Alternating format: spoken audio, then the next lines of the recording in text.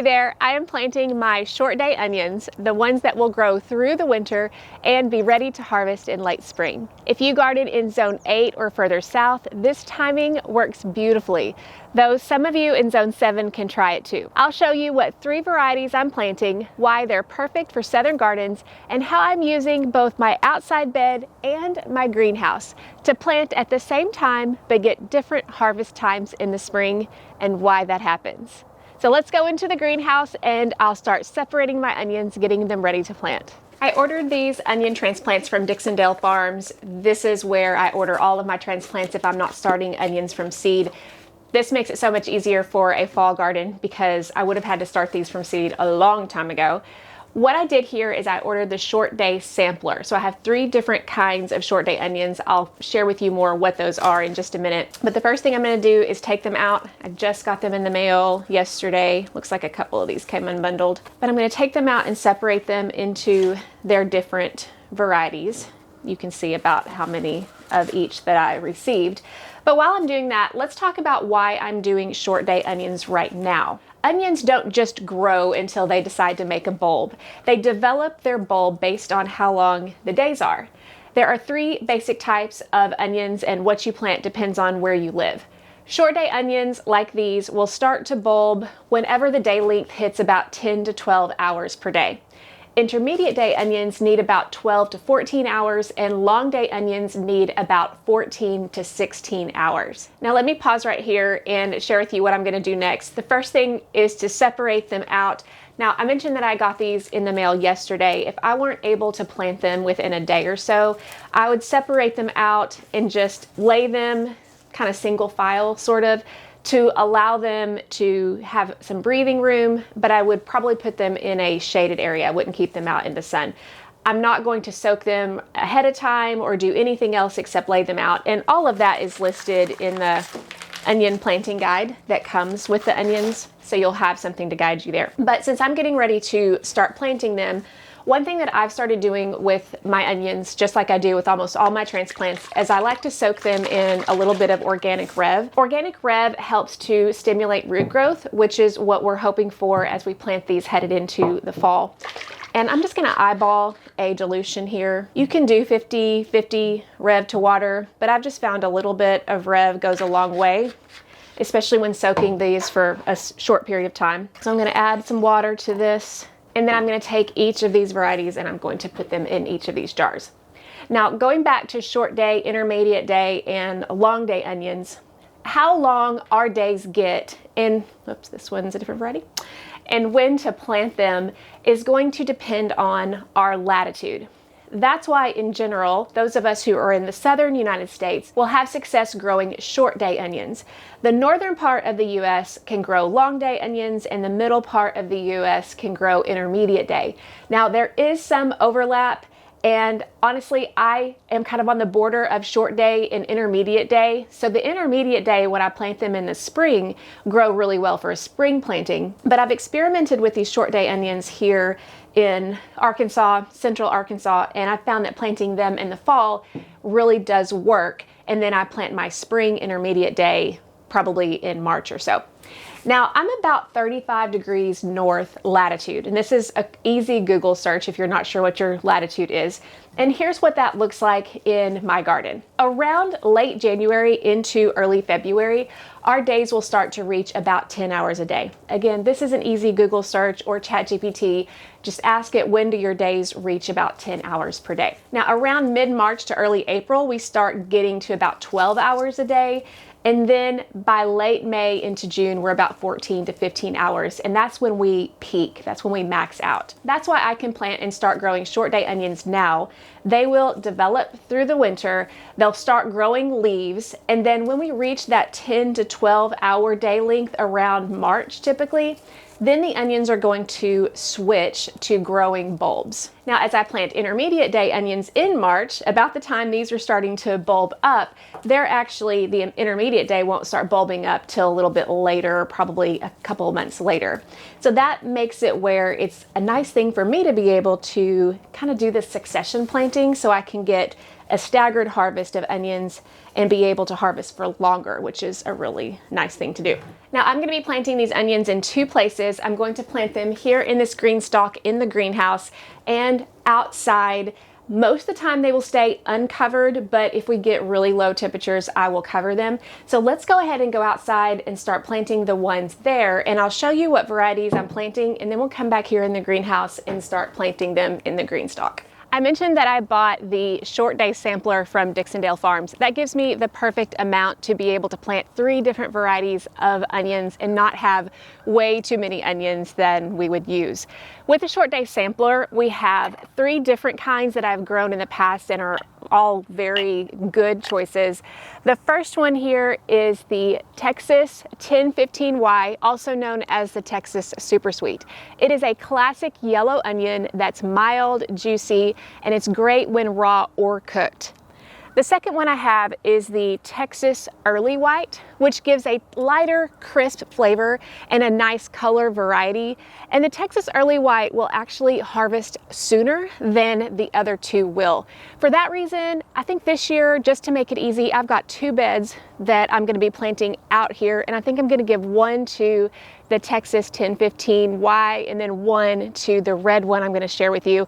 And I think I'm going to do this more in my green stalk or maybe even grow bags in the greenhouse.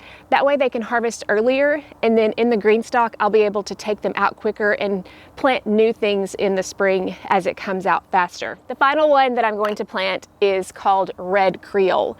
This is a deep red onion that is a little more pungent, and it's perfect for roasting or for salsa. One thing that I love about Red Creole is that most short day onions don't store very well. That's what I've definitely found with these other 2. But this Red Creole stores great. I think 9 to 10 months is what it's said to have stored, and I still have Red Creole here I'm recording this in late November, that I harvested back in May or June, I believe, and it's still doing well. It's lasted even longer than some of my intermediate day yellow onions. So this is one that's going to last for a really long time, and I love to have red onions on hand for lots of fresh eating. As I mentioned, I'm going to be planting some here in my outside garden bed and some inside in the greenhouse. As I mentioned before, both will overwinter, but the greenhouse ones are going to mature earlier, and I'm going to explain why that will be the case in a moment. But first, as I am here, you may notice that I'm planting these with my lettuce. If you've been following along here, you have seen the transition that this bed has gone through. In the spring of this year, I planted carrots as my first planting, and then I relay planted with peppers. What that meant is every other square I planted carrots, and then a couple months later planted peppers. They grew together for a while until I harvested the carrots, and then after the carrots harvested, I let the peppers grow for most of the summer, and then toward the end of the summer, the early part of the fall, I replaced where the carrots were with the lettuce. And then the lettuce grew beside the peppers until the freeze got the peppers. Now that the freeze got the peppers, this is a perfect time for me to be able to plant the onions where the peppers were. As you can see, this bed has been a constant putting in, taking out all season long, from February now here to late November, and then these onions are obviously going to last until probably May or June of next year when we start it all over. That's why I try to be intentional about where I plant these crops so that I can continue putting in new crops as we go. Now, as I get ready to plant here, I have already prepared the soil just a little bit, but I'm going to do a little bit more preparing to get this ready. But when I'm planting here, you can see that I have the Garden in Minutes garden grids still in place. Even though we have had our first freeze and I don't have the grids hooked up, they're perfect for being able to space the onions where they need to be spaced for me to see exactly where everything is going to be growing. As you can see, all the lettuces are in different squares, and then I have the squares ready to go for my next planting. For onions, I'm going to be planting 4 onions per square. This gives the onions plenty of room to be able to grow. They do not compete well with other weeds, so we don't want to plant them too far apart. I use this little dibber that my husband printed on our 3D printer, and I'm just going to make 4 holes here in the squares. Not very deep. We don't want to plant the onions very deep. Let's see, this one we'll do, let's do the Texas Super Sweet on this one. So I'm going to first take the ones that are a little bit bigger. There's going to be lots of different sizes in here. There's going to be some small ones. They will be fine, but I'm going to start with the bigger ones. That way, if I have some left over, I know that I've used the best ones. But the ones that are about a pencil width are really the ideal size. And I'm going to plant them right in those holes, but I'm going to be careful not to plant them too deep. When you're looking at an onion transplant like this, you're going to notice that you've got a color here where you've got the small part of what will eventually be the bulb, and then it changes color into this green. You only want to bury the part that is going to have that little bulb part. You don't want to bury it too deep, because eventually this plant is going to start bulbing and you'll start see the onions on the surface. So I'm going to put them here. Basically all that I'm doing here is making sure that they're buried enough to where they can still stand up. And then they will start growing roots, definitely with the help of Organic Rev. And then after I plant all of them, what I'll do after this is I'll take the Organic Rev water mixture, I'll add that to my watering can, and then I'll water everything real good so that they can hopefully get established pretty quickly here in the fall. After I finish all this up, then I'm going to go in the greenhouse and start planting there. I mentioned that the onions I plant here in the greenhouse will grow faster and will harvest sooner. This was a surprise to me when I first started planting in the fall, and I didn't understand why until I did some research and I learned about a term called growing degree days. Now, as I plant these here in my green stock, let me explain what growing degrees are and why these onions in the greenhouse will harvest sooner. For the green stock here, I'm going to do the same method that you saw me do in my garden. These, for some reason, are a little bit smaller, but that's okay. I'm going to take each one and I'm going to do one onion per pocket. Again, the same depth. This soil is a little bit dry, so I'm going to definitely water this really well when I'm done. But you can just see how easy that is, putting one per pocket. Now, going back to growing degree days, think of plants as collecting warmth points, and it's these points that accumulate to eventually trigger bulb formation. Every day they get points depending on how warm it is. Now, how do you determine that? Let's do a little bit of math. You take the day's high and low temperatures, average them, and then subtract 40. That number is how many growing degree days the plant has earned that day. Let me give you an example then of my average January high, which is 50, and my average January low, which is 30. I rounded slightly here just for ease of math. If you add these together, you get 80. Then you're going to divide them by 2 and get 40. And finally, you're going to subtract 40. All that leads to the number 0.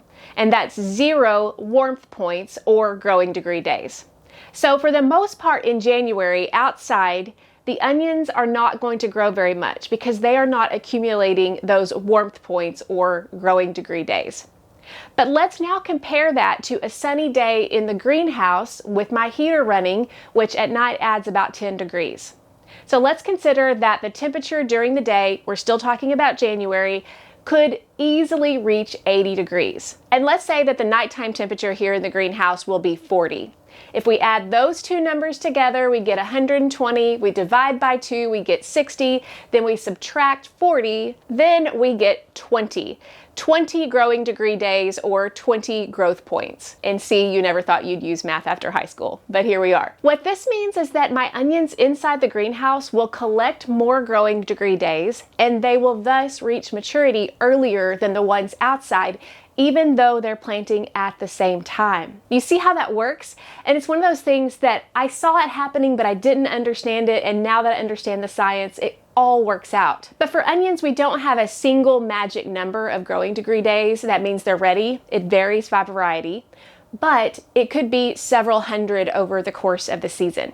The number doesn't matter though for this context. All I need to understand is that the more warmth they get, the faster they'll grow and the sooner they'll bulb once the daylight trigger hits. So these are my first onions for the season, my short day types that will grow through the winter and start bulbing when days reach 10 to 12 hours. As I mentioned before, later this season I'll plant some intermediate day and even a few long day onions in late February and March, depending on how the winter shapes up. Because I'm at about 35 degrees north latitude, I can grow all 3 types at different times of year. Although for long day onions, I can really only grow a couple of types that are more suited for southern latitudes. Some I won't even try because I know they won't ever bulb up. But what that means is that because I'm kind of on the border here, I can test and compare what performs best here. So whether you are in the south or not, take a look at your zone and your latitude. And if you are in a borderline area like I am, try planting different day length types at different times and see what works in your garden.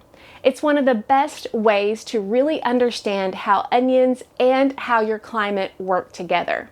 And for me, the greatest thing that I found through this whole experiment is that I can plant these short day onions at the same time and get 2 different harvest times. The ones here in the greenhouse will start harvesting around May, the ones outside maybe early June, and then the intermediate day and the long day will start to harvest in late June, July, even later.